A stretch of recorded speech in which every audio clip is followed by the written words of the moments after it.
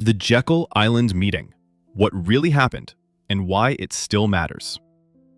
In November 1910, 7 powerful men boarded a private rail car in Hoboken, New Jersey, heading to Jekyll Island, Georgia.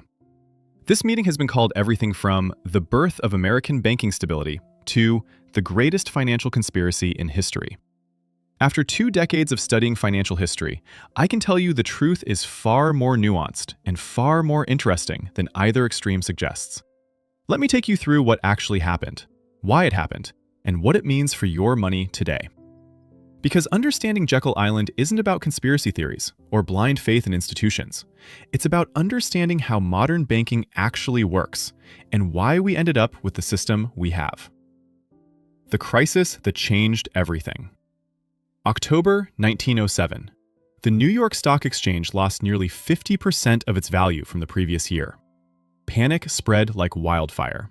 Depositors rushed to withdraw their savings. Banks couldn't meet the demand.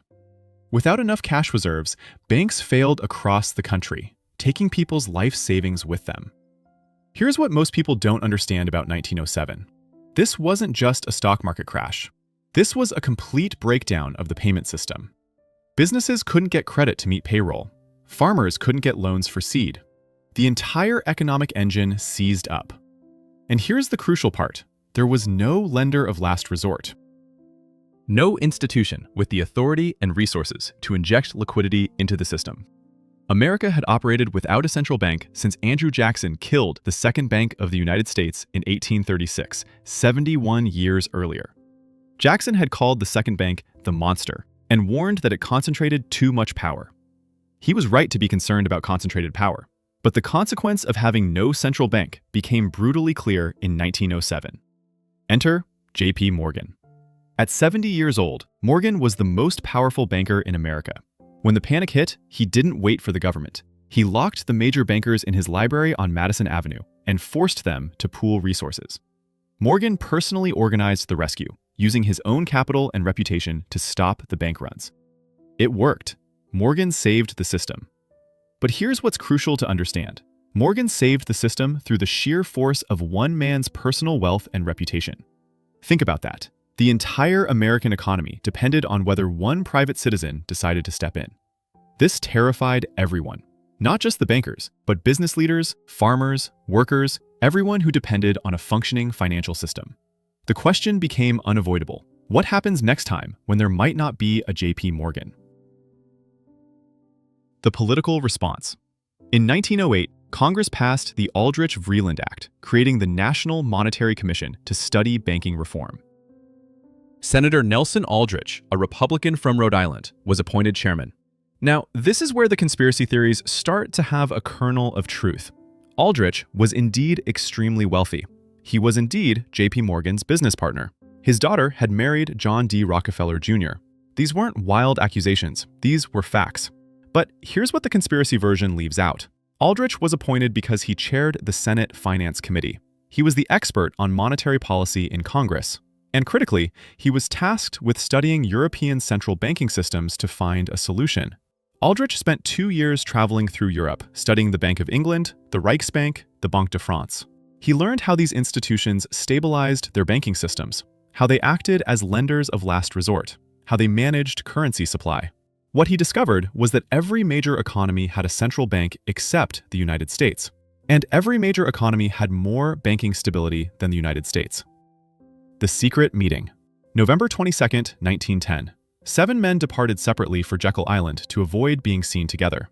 They were told to use only first names. The secrecy was real.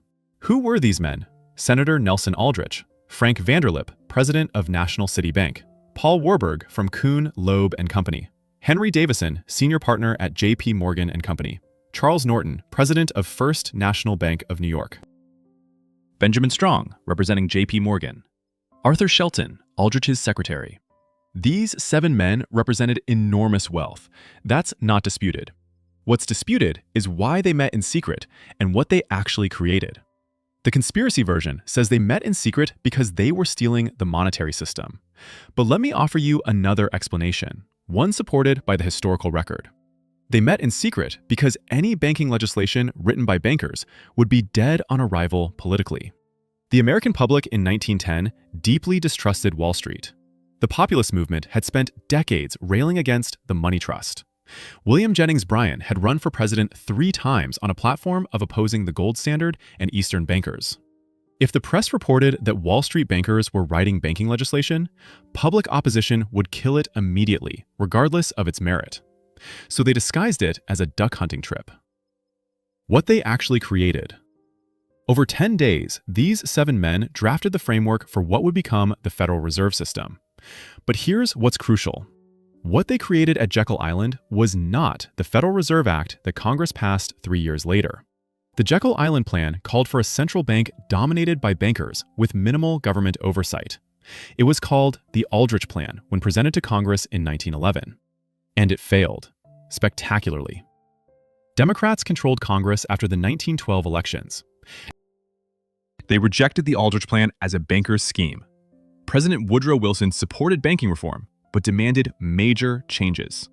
What emerged as the Federal Reserve Act in 1913 was significantly different from the Jekyll Island Plan. Yes, it retained the regional reserve bank structure. Yes, it gave member banks a role in selecting directors, but it added crucial government oversight that wasn't in the original plan. The Federal Reserve Board in Washington would be appointed by the President and confirmed by the Senate. The board would set policy. The regional banks would implement it, but ultimate authority rested with politically accountable officials. This wasn't the banker's dream. This was a compromise between banker expertise and democratic accountability. The structure that emerged. The Federal Reserve System that launched in 1914 had 3 key features.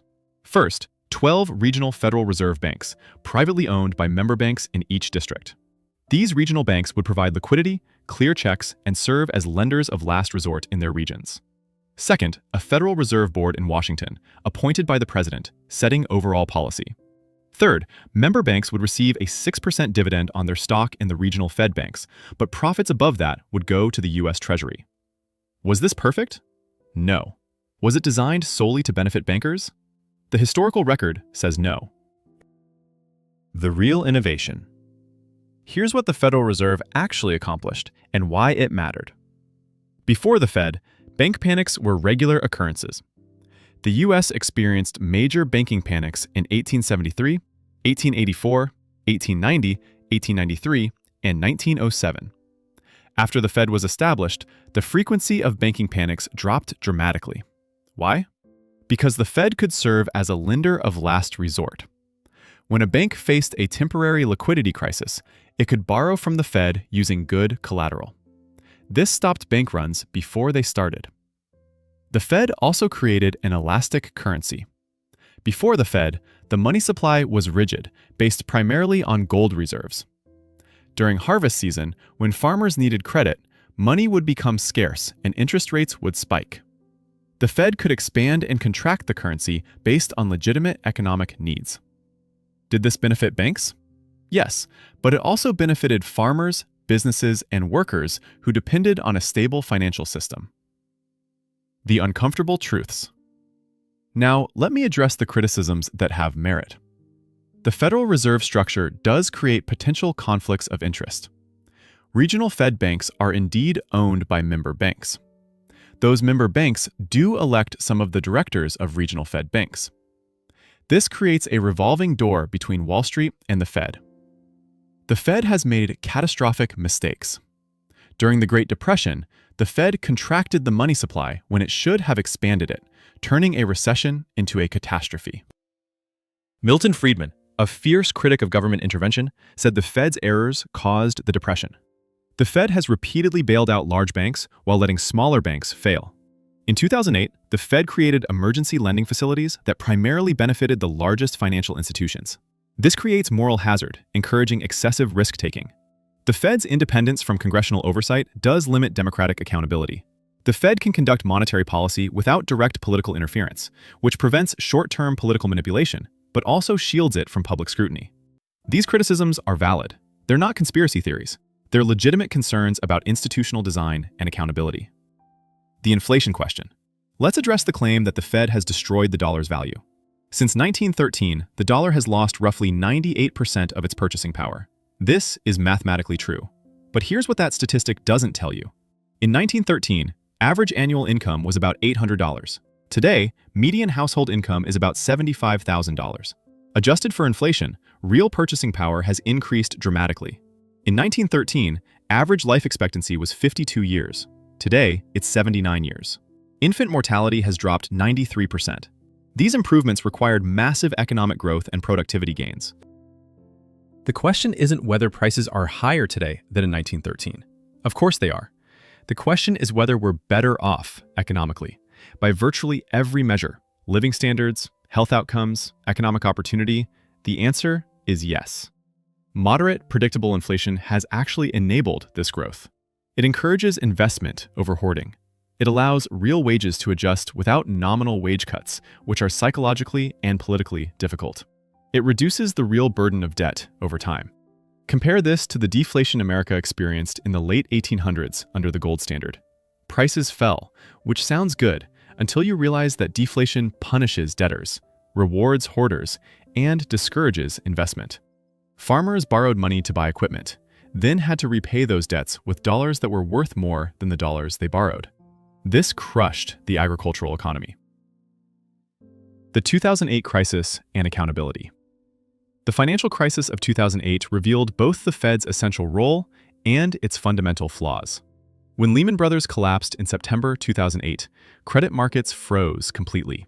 Banks stopped lending to each other overnight because they didn't know which institutions were solvent. The commercial paper market, which funds day-to-day business operations, shut down. The entire global financial system came within hours of complete collapse. The Fed's response was massive and unprecedented. It cut interest rates to near zero. It created emergency lending facilities. It bought trillions in government bonds and mortgage-backed securities. And yes, it provided $29 trillion in emergency loans to financial institutions, revealed only after Bloomberg News sued for disclosure. Did this save the financial system? Yes. Did it primarily benefit the large banks that created the crisis? Also yes. This is the fundamental tension. The Fed faced an impossible choice: let the system collapse, causing a depression that would devastate millions of innocent people, or bail out the institutions that caused the crisis, creating moral hazard for future crises. They chose the bailout. And it worked in the narrow sense that it prevented economic collapse. But it also confirmed the worst suspicions about the Fed: that it exists to protect big banks at taxpayer expense. The path forward. So what should we make of Jekyll Island 114 years later? The Federal Reserve is neither a pure conspiracy to rob the American people, nor a perfectly designed institution serving the public interest. It's a compromised structure that reflects both banker influence and democratic accountability, both technocratic expertise and political pressure. The real question isn't whether the Fed is good or evil. The real question is how to reform it to serve the public interest better, while maintaining the technical expertise needed to manage monetary policy. Here are reforms worth considering. First, increase transparency. The Fed has improved disclosure significantly since 2008, but emergency lending facilities should be disclosed in real time, not years later. Sunlight is the best disinfectant. Second, address conflicts of interest. Regional Fed bank directors should not be allowed to vote on policies that directly benefit their own institutions. This seems obvious, but isn't current practice. Third, broaden the Fed's mandate accountability. The Fed currently focuses primarily on inflation and employment, but its policies have massive distributional effects. It should be required to analyze and report on how its policies affect wealth inequality. Fourth, strengthen congressional oversight without politicizing monetary policy. This is a delicate balance, but it's achievable. The Bank of England manages it. The European Central Bank manages it. The Fed should face rigorous questioning about its decisions while maintaining operational independence. Fifth, end too big to fail. The largest banks should face stricter capital requirements, making bailouts unnecessary. If an institution is too big to fail, it's too big to exist in its current form. The bottom line. The 7 men who met at Jekyll Island in November 1910 were not saints trying to save the American economy from altruistic motives. But they also weren't cartoon villains plotting to steal America's wealth. They were bankers who understood that the banking system was broken and needed reform. They also understood that any reform would need to serve their interests to gain their support. They created a plan that did both. That plan was then modified by democratic politics, strengthened with government oversight, and implemented as the Federal Reserve System.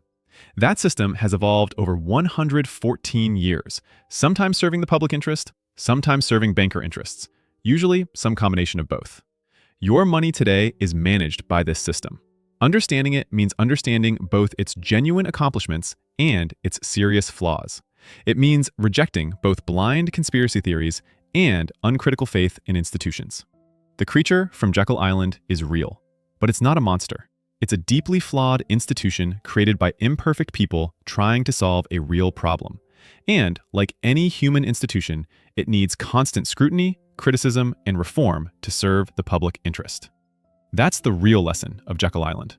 Not that 7 men stole your money, but that institutional design matters, that power requires accountability, and that the fight for a financial system that serves everyone rather than just the wealthy is ongoing. The question isn't what happened in November 1910. The question is what we do now, in 2025, to make the system work better for everyone. That fight continues, and it's one worth having, with facts, not myths.